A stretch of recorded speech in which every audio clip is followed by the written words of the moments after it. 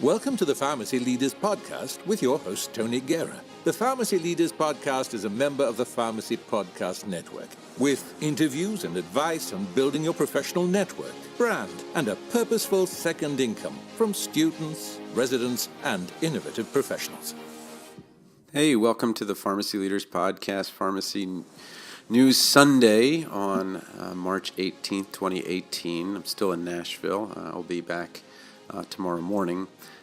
But I wanted to talk a little bit about some things that are going on in the podcast and blogosphere.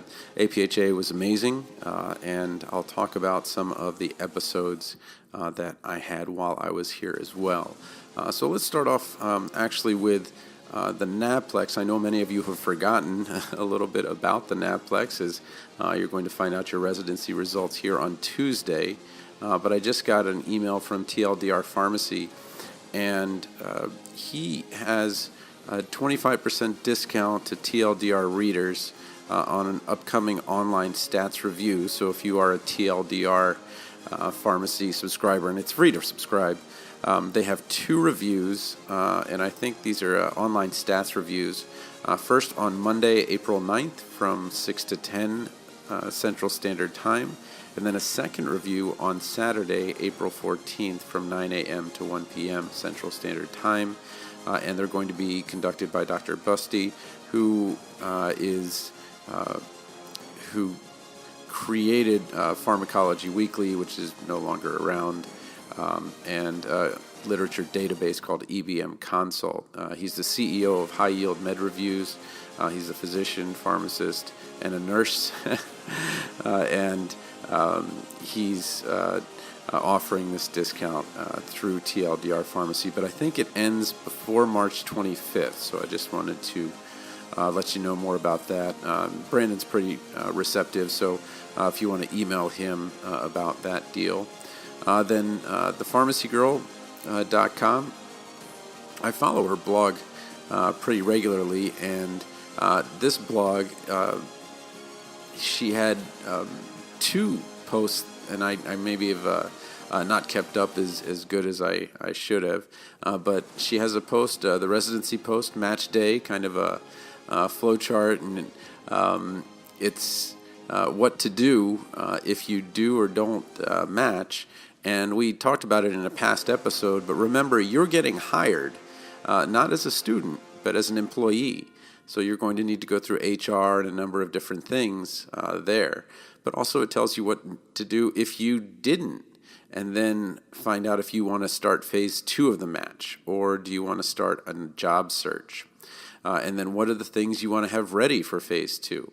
You know, the CV, things you're looking for in a residency, letter writers, letters of intent, and so forth.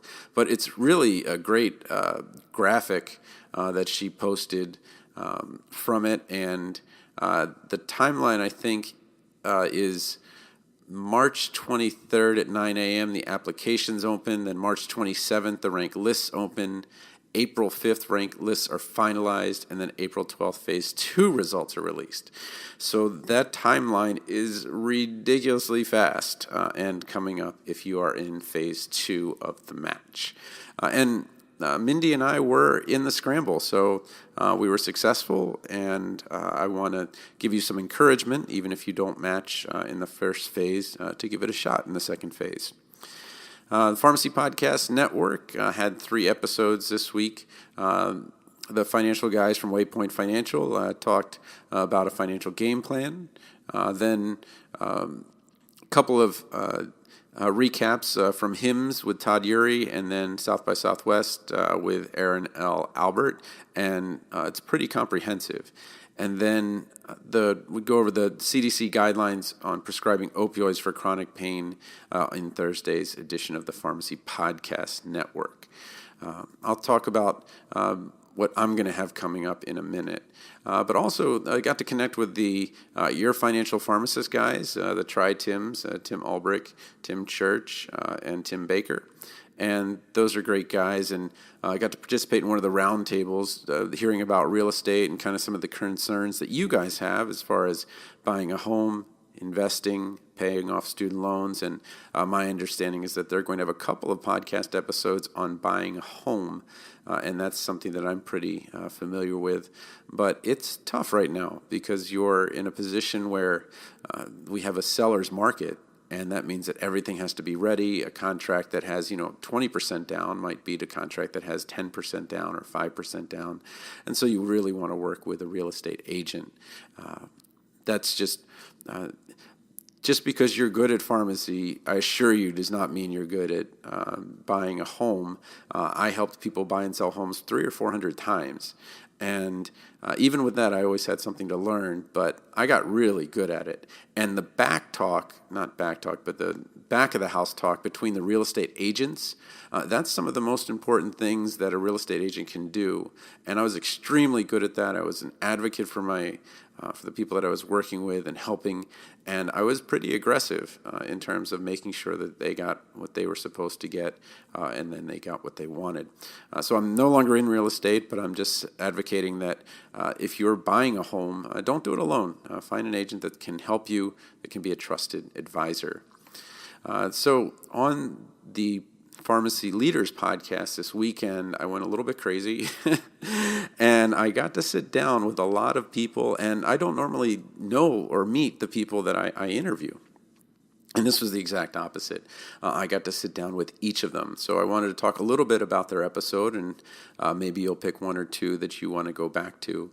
But the first episode that I had was with Carly Roberts, who won the Facebook contest. She got the most likes. I want to say it was like 700 or 800.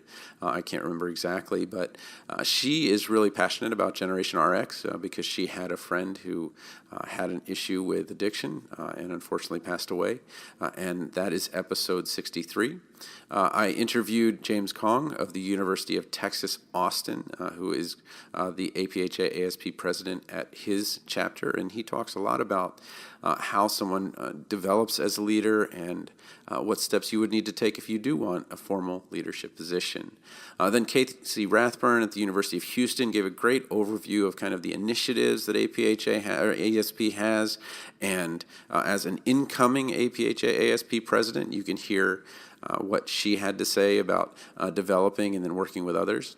Then I had a really great talk with 4 students from 3.5 students from the University of South Carolina. One kind of abstained. But Hannah Murray, P2, Meg Freiter, P3, and Chuck Hennis, P2, gave a great overview of a program there called the Walker Scholars at the University of South Carolina. And it's a very select group. It's just 10 of them. And you would think, gosh, why are you putting so many resources into a couple of people? And what it is that you select these people and then they bring that information to the rest of the group. But it's a really unique part of the University of South Carolina. And so many times students look at U.S. rankings or pick a school by location when really, again, just like with residency, just like with jobs, you're looking for a good fit. You're looking for the type of program that's going to help you achieve the kind of goals that you want, that fits and feels good. And they weren't all from South Carolina. So, again, maybe it is a better place out of state. Maybe it's a better place in state. I don't know. But that conversation, episode 66, was a great one. They all were articulate. They all have phenomenal stories. And one talked about IT, Chuck, and his involvement with that. Hannah talked about the opportunities that she had that were a bit unique to what she wanted to do. And then Meg is going back to my old hometown, Washington, D.C., with some phenomenal APPE rotations with Georgetown MedStar. And a lot of that maybe came from that leaders thing as well. So then I moved on to talk to Anthony DeAngelis III, University of Rhode Island College of Pharmacy, and really a great guy, articulate about why he's so passionate about URI, why he's so passionate about APHA, and you can see that he's well connected because he's volunteering and offering to help when help is needed. And really, sometimes it's just saying yes to a lot of things when you're first starting, and then as you go, you get to meet more people and you feel more comfortable around them, and then you're like, gosh, I'm in a room of people that I already know. And that's a little harder at the beginning, but I think that he really articulated the importance of being courageous and going out there and putting yourself out there. And then Laura Sosinski from Butler University, I got to talk to her as well, and she had a great kind of a stand on how, if you have kind of a niche interest, and hers was policy, how you can become a leader through your school, regardless of the size. I know Butler and Drake are both about 5,000, but the size of the school has very little to do with the impact that you can make. I've seen one person do amazing things, and that she's from Butler University, and I think you would really enjoy that as well. Coming up in the next week, we're going to have 3 episodes, as usual, Monday, Wednesday, Friday. The first, we're going to have the pharmacy girl, Jackie Boyle, on Monday, will interview Deputy Network Director Carrie DeCourt, PharmD of the VA system. And you'll hear what it is to be a director of many, many people, many, many millions of dollars, and to understand how that leadership road went. Match day is Tuesday, so obviously a big day for pharmacy students who are applying for residency, but also you're going to find that, yay, you got into a residency, especially if it's out of state, and then, great, you take the NAPLEX, but you also take the MPJE, and I brought Brandon Dyson back in on Wednesday, so I'll give you a day on Tuesday to celebrate, and then on Wednesday you can figure out, oh my gosh, I'm going to a state where I have no idea what the laws are like, and I think I know what they're like, but I don't know exactly. And sometimes students overlook the MPJE as kind of it's just a law thing I have to do, when that actually is one of the more difficult tests. Because you already have what you think is the right answer in your state, and then you find out it's completely different in another state, and you have to put yourself in another person's shoes. And then the next episode on Friday, I'm interviewed Gary Kyle, who is part of the Lead 360 team. The Pharmacy Leadership and Education Institute partnered with APHA to provide this leadership development. And I wanted to talk to him not only about Lead 360, but he's an expert in talking about pharmacy burnout. So I thought I got 3 great tips from him, and you'll hear from him on Friday. So again, signing off from Nashville, I always recommend that you do try to make a national meeting. You really make connections and kind of build not build your brand, but I just always get something out of going to a national meeting, and really enjoyed it, so I recommend it. So hopefully I'll see some of you in Seattle in 2019, March 2019. It was kind of cool. The last time we were at APHA with my wife was when my kids were in utero. So, she was pregnant then, and then, here we are, and they'll be 7 years old next Seattle. So pretty cool. Anyway, have a great weekend, and I will talk to you soon. Support for this episode comes from the audiobook Memorizing Pharmacology, a relaxed approach. With over 9,000 sales in the United States, United Kingdom, and Australia, it's the go-to resource to ease the pharmacology challenge. Available on Audible, iTunes, and Amazon.com, in print, ebook, and audiobook.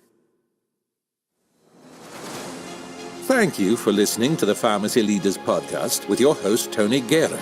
Be sure to share the show with the hashtag #PharmacyLeaders.